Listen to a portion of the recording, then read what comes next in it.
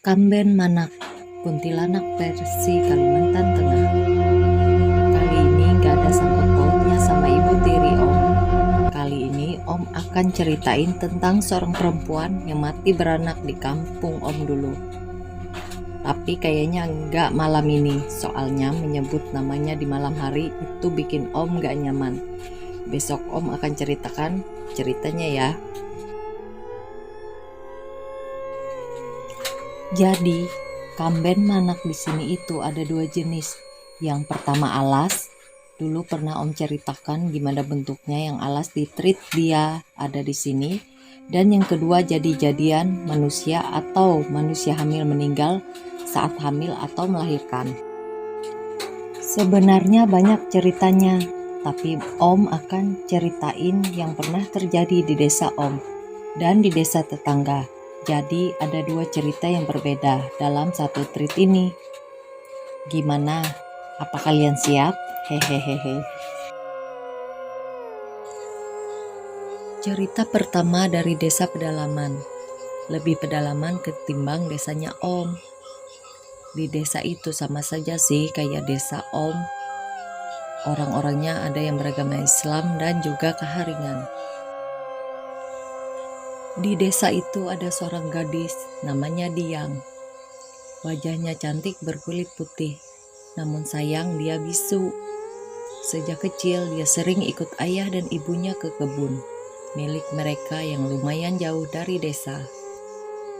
Dan saat dia berumur 17 tahun, kata orang, ayahnya meninggal. Sepeninggal ayahnya itu, ibunya jadi sakit-sakitan dan sudah jarang ke kebun. Sementara mata pencaharian utama mereka dari hasil berkebun. Jadi dia memutuskan untuk berkebun sendirian. Awalnya dia berangkat pagi dan pulang sore harinya.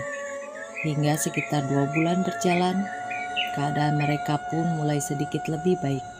Walaupun Diang dan ibunya jarang makan nasi. Tapi mereka punya kebun singkong dan membuat upu.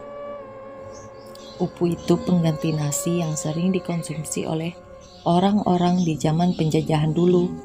Sekarang sudah jadi kuliner khas Kalteng untuk mereka makan sehari-hari. Namun pada suatu hari, sepulangnya Diang dari kebun, dia menangis sesungguhkan di dekat ibunya. Dia berbicara bahasa isyarat pada ibunya. Tapi ibunya yang saat itu sudah tua dan rabun, sehingga dia tidak mengerti apa yang dimaksudkan oleh Diang. Bulan-bulan berlalu, perubahan pada Diang menjadi omongan orang-orang sekampung, terutama perubahan di bagian perutnya yang semakin membesar. Diang hamil. Karena dianggap sudah mengotori kampung, Diang pun diusir. Setelah diusir, Diang pergi ke kebunnya untuk berusaha mendirikan sebuah lampau atau gubuk di tengah kebunnya. Semenjak diusir dari kampung, Diang tidak pernah diketahui keberadaannya lagi. Karena memang kebunnya itu cukup jauh dari desa dan dari kebun-kebun warga. Tidak terasa sudah 2 bulan lebih setelah Diang diusir. Dan cerita menyeramkan pun dimulai. Malam itu, tepatnya saat musim durian, orang-orang desa Diang pun banyak yang berangkat ke kebun-kebun durian milik mereka atau pohon durian yang tumbuh di tengah hutan. Awalnya desa dan hutan di sana aman-aman saja, tapi entah kenapa malam itu saat mereka berpencar mencari durian jatuh, tiba-tiba salah satu di antara mereka berteriak kesakitan.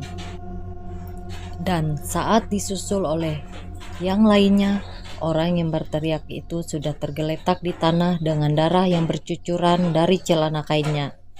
Kain tapung atau celana yang terbuat dari karung gandum.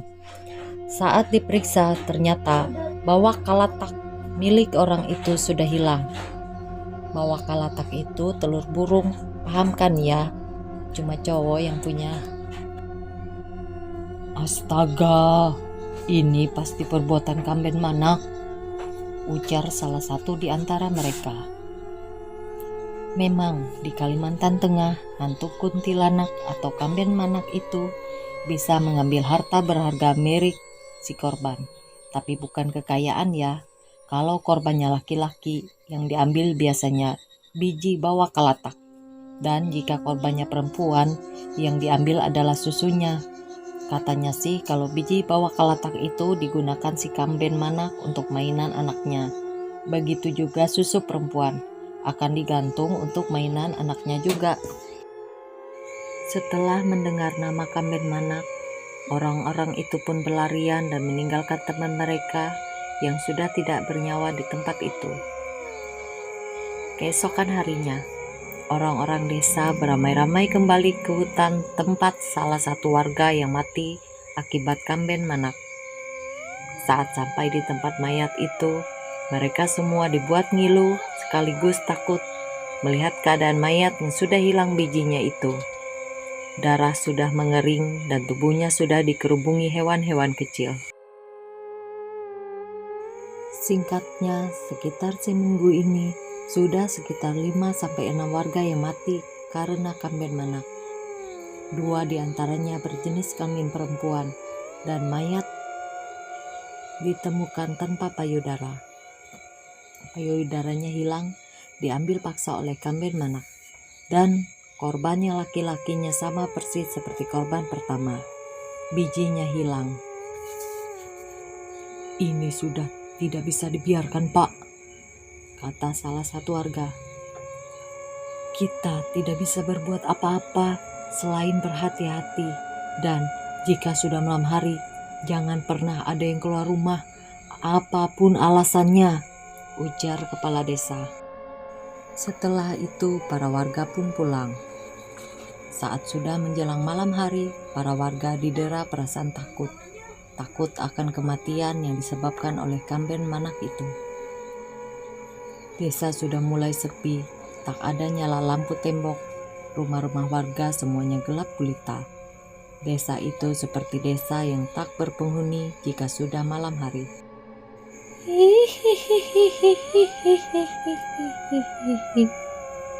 Suara tawa itu lambat-lambat terdengar.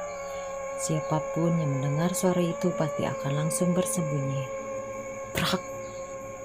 Pintu rumah terbuka paksa seperti ada angin yang sangat kuat mendorong pintu itu. Rumah itu milik keluarga Pak Itan. Pak Itan memiliki 3 anak dan 1 orang istri. Saat pintu rumah mereka terbuka, terlihat sosok makhluk berambut panjang sedang melayang-layang di ambang pintu. Sontak saja, Pak Itan dan keluarganya sangat ketakutan melihat makhluk itu.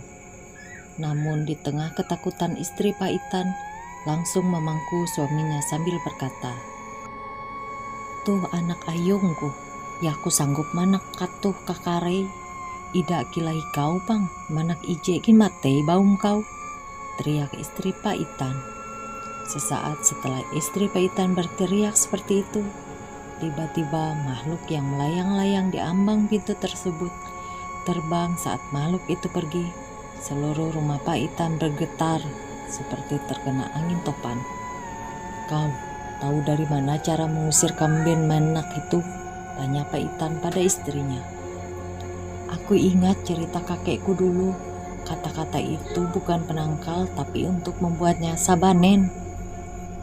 Dan kalau dia lari saat diteriaki begitu, berarti itu kamben manak jadi-jadian atau manusia yang mati saat melahirkan. Tapi kalau dia tidak lari, berarti itu kamben manak alas yang asli dan hanya bisa disuruh pergi saat kita membaca tantulaknya atau penangkal," jawab istri Pak Itan. Mereka masih gemetar. Keesokan harinya, cerita dari keluarga Pak Itan tersebar di seluruh desa itu. Dan pada saat malam harinya, para bapak-bapak sudah siap di pangkuan istri mereka. Siap-siap jika sewaktu-waktu kamben manak muncul seperti yang diceritakan Pak Itan. Dan benar saja, malam itu giliran rumah Pak Uui yang didatangi oleh kamben manak. Namun tragisnya saat melihat sosok perempuan berambut panjang yang melayang-layang di ambang pintu, tiba-tiba istri Pak Uui pingsan dan dapat ditebak apa yang terjadi.